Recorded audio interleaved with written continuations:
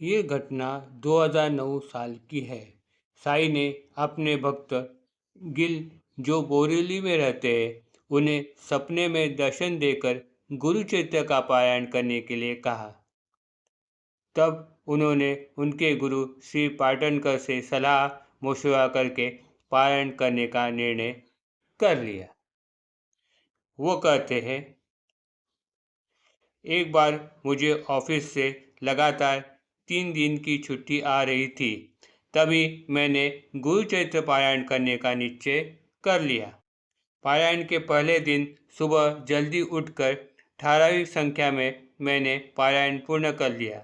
दोपहर को थोड़ा फलाहार करके मैं रात को जल्दी सो गया। मैं घर के हॉल में साईं बाबा के फोटो के नीचे ही सोया था। तब मैं आधे नींद में था। तब अचानक मैंने देखा कि साई तस्वीर से कोई बाहर आ रहा है और वो मेरे नज़दीक से गुजरकर हमारे पूजा घर में जा रहा है। मैं बेचैन हो गया। मुझे मेरे गुरुजी की बात याद आ गई।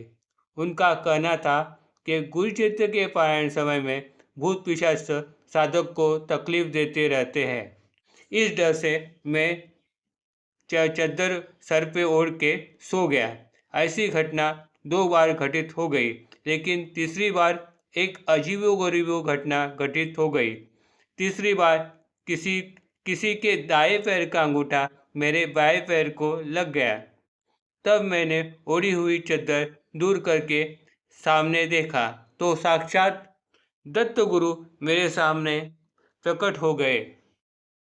मुझे तो यह एक सपना जैसे लगा। मैंने स्तंभित हो गया था।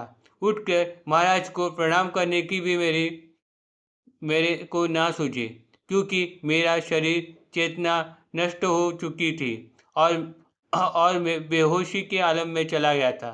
मैंने सोते सोते ही उन्हें प्रणाम किया और कुछ समझने से पहले ही वो हमारे बेडरूम से होकर हमारे पूजा घर की तरफ चले गए। उस पूरी रात मुझे नींद नहीं आई। वही सोच विचार में कब सुबह हो गई पता भी नहीं चला। मैं हर रोज की तरह उठकर स्नान आदि के पश्चात पुनः अध्याय वाचन शुरू कर दिया। उस समय मेरा सर दर्द से फटने लगा। बचपन से ही मुझे सर दर्द की तकलीफ है।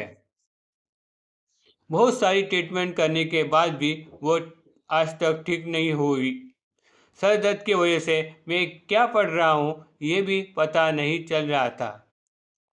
फिर भी मैं जोश में आकर उस दिन के सारे अध्याय कंप्लीट कर लिए। अध्याय समाप्ति के उपरांत मैंने गुरुजी को फ़ोन करके रात्रि की घटना तथा मेरे सर दर्द के बारे में उन्हें बताया। गुरु ने मुझसे कहा, सर फट जाए तो भी चलेगा, लेकिन तुम पारायण पूर्ण कर दो, तुम्हारी सारी तकलीफ दूर हो जाएगी। गुरु के आदेशानुसार मैंने तीसरे दिन अध्याय वाचन शुरू किया, जिससे मेरा सर दर्द और भी बढ़ गया। पूरे सर पर मैंने बाम की शीशी मल दी, फिर भी उससे फ़ायदा नहीं हुआ। तो भी मैं दृढ़ता के साथ पारायण शुरू रखा। आश्चर्य की बात तो यह है कि पारायण समाप्त होने के उपरांत मेरा सर दर्द भी ठीक हो गया।